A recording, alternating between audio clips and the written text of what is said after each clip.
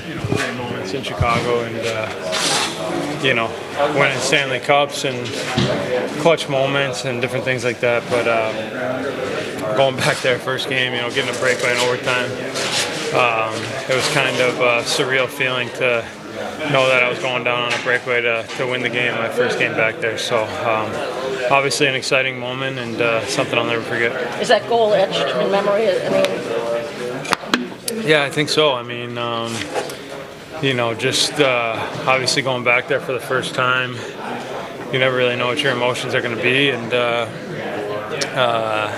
from the welcome back moments to just coming through the game and DeBrincat tying it up late and then hitting me on a breakaway to win the game. It was you couldn't script it any better. Can you believe how open you were? Did you look around? Yeah, I didn't really back check too hard, to be honest with you. So I kind of fell down.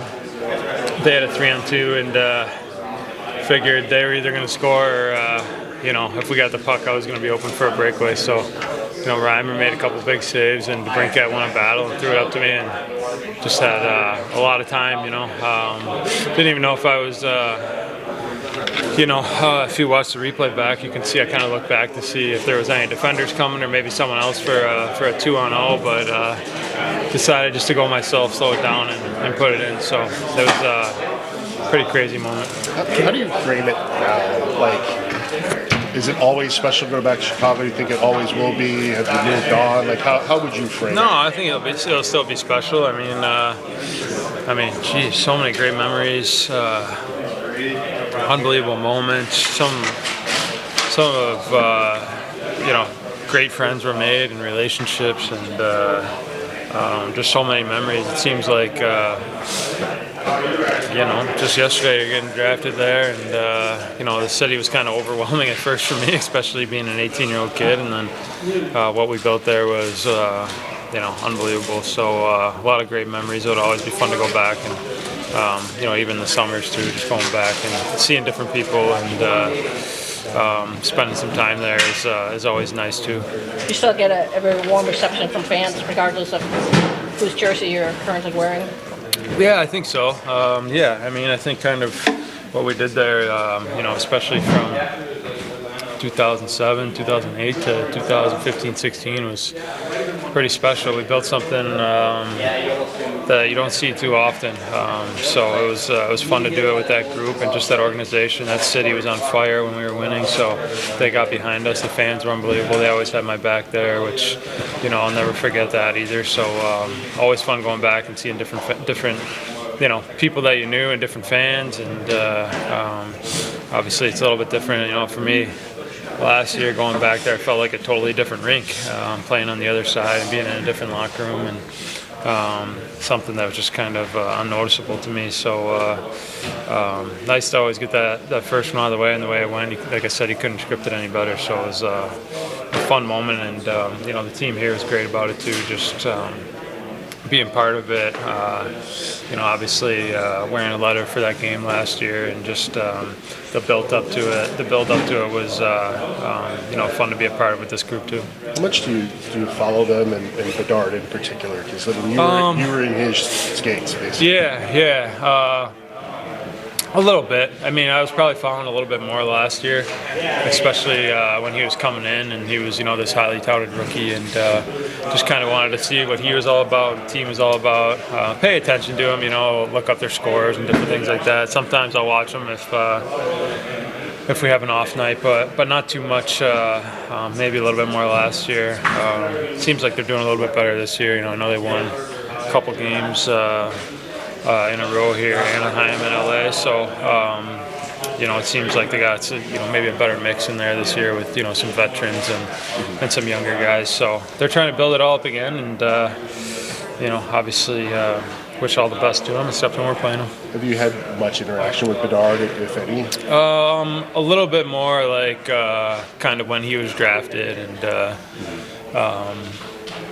Things like that, just kind of reaching out to him, wishing him the best, and all that stuff. So not so much lately, but he's obviously a great player. It seems like he's going to get better and better as time goes on too. He's very young, so I'm sure they're trying to build something around him, and he's a special talent for sure. Do you still live there, skate there in the summer? Yeah. Yeah. So I didn't know if like maybe you skated with him, you know, NHL. I didn't skate with him this summer. I think. He might be out in Vancouver over there. Yeah. I don't know if he was ever in when I was there, so missed him on that end. But maybe in the future.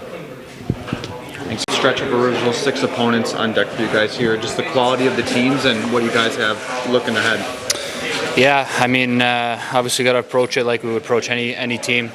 Obviously any team can win on any given night, so it doesn't matter the opponent. We got to still have the same mentality, same game plan going to it, and 2 original 6 matchups. Obviously, pretty excited to always be a part of that. But we got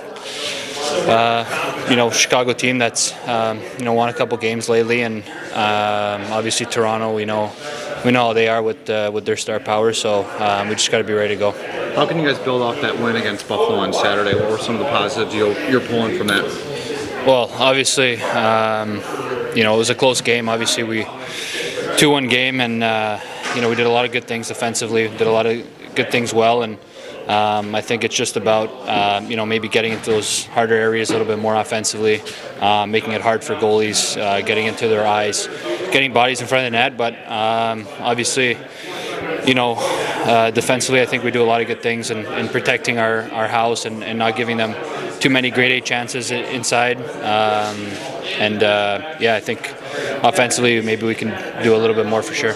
Are the offensive chances encouraging though? Like you guys are still getting those looks and those opportunities. Is that encouraging to see that part of the system and process kind of falling into place early on? Yeah, I think it's a work in progress. Obviously, you can see obviously our power play's been really, really good. Won us the game last game, and obviously with great goaltending. But I think it's definitely a work in progress. We get some looks here and there, but I think we need some more sustained zone pressure and make it a little bit harder for their Ds and their forwards to defend in the D zone. And I think we just want to have more traffic and get more bodies to the net. All right, Chicago, is that of all the places on the road? Is that one of the better places to play in that rink? I mean, I haven't really got to spend too much time there, but obviously love the rink, love the atmosphere. I think it's a great place to play from what I've heard from other guys, and it's obviously going to be a good atmosphere, with Detroit and Chicago. I think there's always a good crowd, with Kane and all that stuff, but I think it'll be great. Thanks.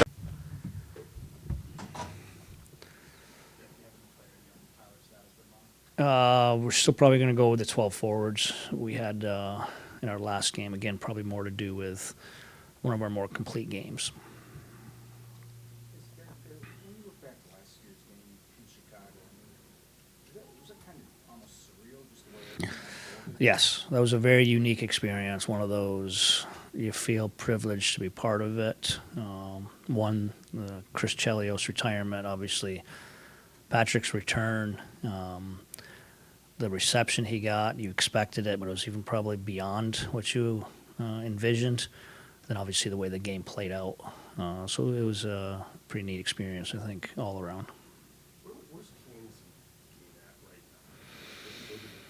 now? Yeah, I mean he makes plays. Obviously, our power play is clicking at a high rate right now. I think we're top third in the league, somewhere in that top 10. Obviously, it's been a part of the success we've had when we've won games. Big part of that. I think his game 5-on-5, you see flashes of it up and down, probably reflects our overall team game. There's nights he probably doesn't have the same energy he wants to have. There's nights he has that energy. So obviously a lot of positives, and obviously he's still producing points, which is a positive.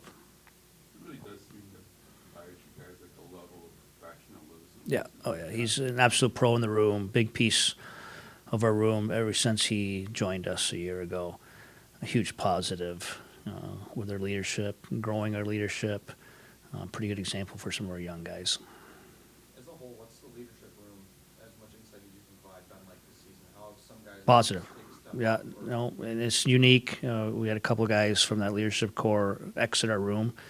So it's been some new voices and the new challenges, developing those younger guys. Even this stretch of this battle of where we are right now, we knew it'd be tough. We're sitting here with 5 losses. 3 of them are the Rangers and Winnipeg.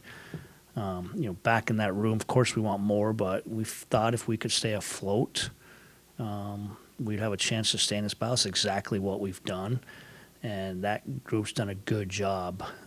It's tough managing some highs and lows, especially early on, because everything gets so magnified, and I think that leadership group's done a really good job. Even, a good example is we had a really tough night against Winnipeg in a lot of ways. The room was down, rightfully so, but we went out and had 2 really good practices and put together pretty good winning performance on Saturday. So pretty good job on that leadership group.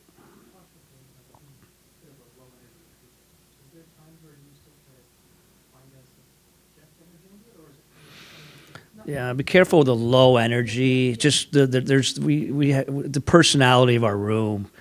It's interesting, even talking with some of our newer guys that have come in this room. It's maybe not been their role or their spot, give their opinions on the room, and it's just interesting. They're like, it's a professional room, it's a tight room, but it's an extremely quiet room. So I think you got to try to generate that energy, if you will. We maybe kind of push them into the fight sometimes as a coaching staff, but you look to get it in different ways. So it's unique. I wouldn't call it a challenge. It's just unique. It's different. I think some other rooms, some successful rooms, can be quiet. You still would like the rooms to have a little quiet confidence about themselves if they're going to be quiet, if you will. Oh yeah, of course. Just like a special player, talented. Watching their last game back, it was pretty impressive. They're on their heels for quite a bit of it, but then they didn't need much for offense. They scored, and then they kind of got some momentum. That's a team that's on a 2-game winning streak on the road. It's 2 really good wins for anyone. So this will be a good challenge for us, led by him. Yeah, Talbot will be back in net tomorrow. How have you seen this year's group develop its own sort of independent identity from last year? Obviously, a lot of Yeah, that's a good question, especially with the emergence of our young guys. So it's probably back to where that leadership group is. I've been happy with it. Again, we've stayed in this fight through some early adversity. Again, we knew it was going to be difficult with our schedule, and the guys have stayed in the fight. It'd be hard to knock our battle and our fight. It's easy to pick apart some ups and downs in our game. Those have been pretty obvious, but I think our battle's been fairly consistent, and that's a good sign from the group. we often talk about goalie and there's some fight procedure and stuff, but you got a new guy comes in playing behind something different, like a free investors. What's the adjustment period for a goalie, like when they're coming in and also playing behind a different system? Yeah, good question. I think it's individual for each. Now, with that said, I think he's the type of goalie that most goalies are much better when they're seeing pucks and not playing east-west. But it was a conscious effort of us as a group to lessen that kind of workload, if you will. And even despite a lot of volume early on him, I think we've done a pretty good job with it. He's come out of some of those games very comfortable with what he faced. And sometimes it's just as simple as seeing pucks, not giving east-west, where we were the rebounds. We tried to make life a little easier on all of our goalies, especially him. He's kind of had a track record. If he's able to see it, and you can limit traffic, you can limit east-west. He's had some success. He's done that his whole career, and so for the most part, it's been a positive for him and our group.